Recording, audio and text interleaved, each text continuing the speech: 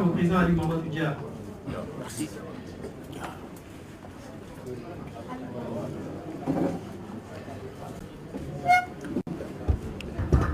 waaw asalaamaaleykum xam naa ne du ma yàgg je vais parler peut-être 1 minute pas plus mais dama bëggoon bala may commencer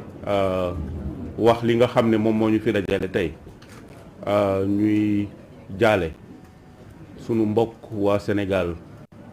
yi nga xam ne seen gaal dañ doon jëloon gaal di dem Espagne xaw ma dañ doon dem Espagne wala Italie seen gaal gi suux ñu di leen jaale seeni mbokk en tout cas ñi fi nekk ñëpp mën naa wax ci seen tur ñu di leen jaale bu baax seeni mbokk di leen ñaanal yàlla mu xare leen àjjana mais aussi di wax ni naqar la pour ñun waa Sénégal chaque jour chaque semaine chaque mois ñu gis sunuy doom yu génn réew mi dugg ci ay gaal di ñàkk seen bakkan parce que amuñu ci réew mi li nga xam ne neex na leen amuñu ci réew mi ay opportunité pour mën fi toog pour mën a liggéey ba mu jaral leen ñuy sacrifier seen dund pour dem feneen muy naqar ci waa réew mi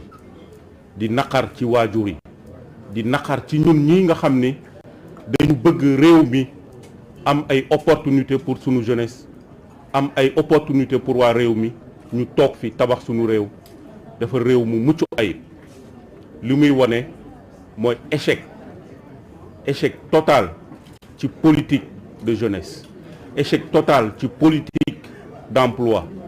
échec total ci politique de gouvernance donc loolu may tàmm di wax xale yi bu leen demati fenn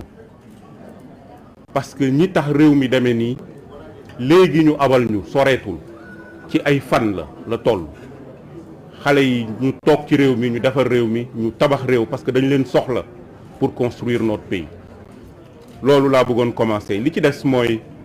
je pense ñi wax yëpp wax nañu ko li fi des tey mooy ñu dellu tënku ci loi ñu dellu tënk ci constitution mooy lan décision bi nga xam ne moom la conseil constitutionnel jëloon te madame le premier ministre wax ko léegi mooy élection bi président Macky Sall da ko war a organiser avant la fin de son mandat leneen lu mu def santuñu ko wax naa leen ko keroog donc ma jàpp ne ñun ci loolu rek la ñuy continuer di ci tënku di woote à une mobilisation nit ñi waruñu bàyyi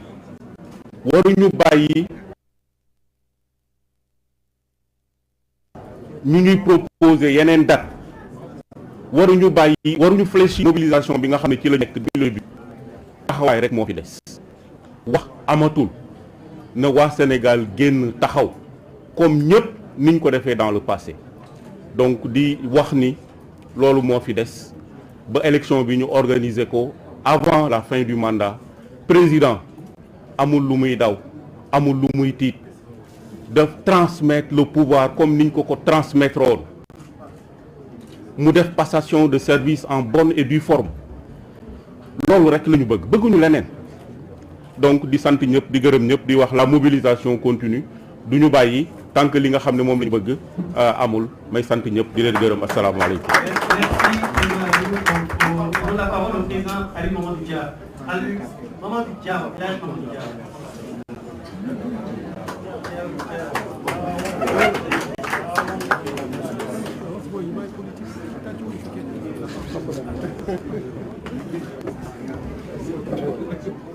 Assalamu alaikum wa rahmatullah.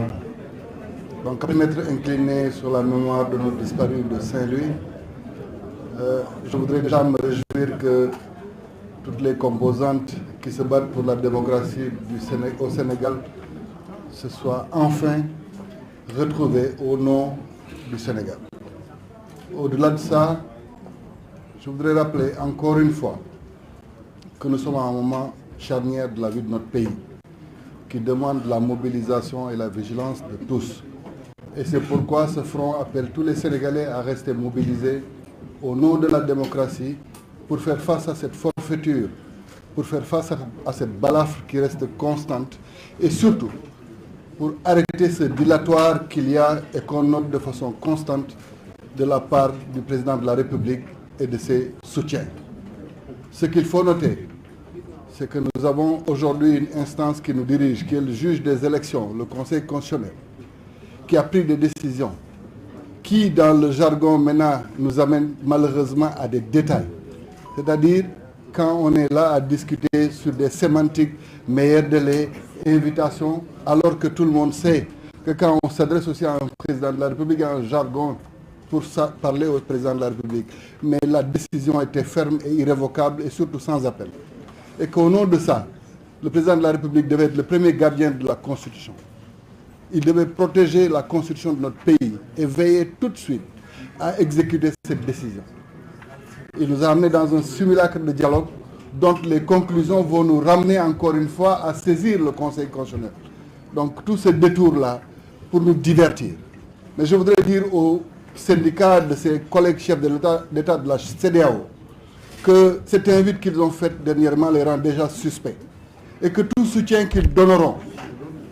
aujourd'hui dans un processus qui est autre que celui qui a été édicté par le Conseil constitutionnel aliénera définitivement les Sénégalais de ces institutions-là. Parce que nous ne sommes pas meilleurs que les Maliens, nous ne sommes pas meilleurs que les Nigériens. Donc s'ils acceptent d'être du côté de personnes qui ne respectent pas la démocratie et les libertés, nous nous aliénerons ces pays-là, ces organes-là. Et je voudrais aussi qu'on rappelle qu'au-delà même de la symbolique, du respect que nous devons au Conseil constitutionnel et de ses décisions, nous devons prier, je dis bien, nous devons prier pour la sécurité des membres du Conseil constitutionnel. De la même manière, d'ailleurs, il faut prier pour la vie et la sécurité des candidats, parce qu'on ne sait jamais dans quelle situation on est dans ce pays-là. Mais veillons à ce que les soldats de la démocratie soient protégés par les Sénégalais. Donc, ce qu'il faut noter, c'est qu'à partir du 2 avril, que tous ceux qui pensent qu'ils peuvent signer avec l'État du Sénégal dans cette configuration comprennent qu'eux-mêmes se mettent dans un cadre d'insécurité juridique. Parce que les pouvoirs de n'importe quelle personne, sauf celle qui sera élue par le peuple sénégalais, ces pouvoirs-là sont réduits à leur plus simple expression. Et que la personne qui prendra à ce moment-là la décision de contracter avec l'État du Sénégal le fera à ses risques et périls. Et nous l'assumerons devant l'histoire. De la même manière que nous assumerons qu'aucune amnistie ne peut se faire sans reddition de comptes. Qu'aucune amnistie ne peut se faire sans qu'on ne sache dans quelles conditions les Sénégalais ont été brimés, tués, et que le droit les plus élémentaires n'ait pas pu être assuré par ceux qui devaient le faire. Donc nous nous inscrivons définitivement contre ce projet en cours et nous nous mobiliserons partout où besoin se fera pour que la démocratie sénégalaise reste debout. mbokk yi man li laa amoon pour wax di sant ñëpp di gërëm ñëpp nag di sant kilifa fi teew ndax ñoom ñoo waral tey Sénégal daje ndax lii mooy Sénégal ñi jógoon mooy F24 mooy F25 mooy FDD mooy aar sunu élection mooy F25 ñëpp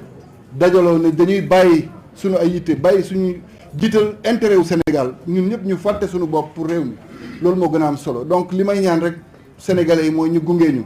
ndax li ñuy xeex ñoom ñoo ko moom seen àq la ak seen yelleef donc ñu dimbali leen que saa yu kenn ci ñoom wootee xam ne ni ñun ñëpp a woote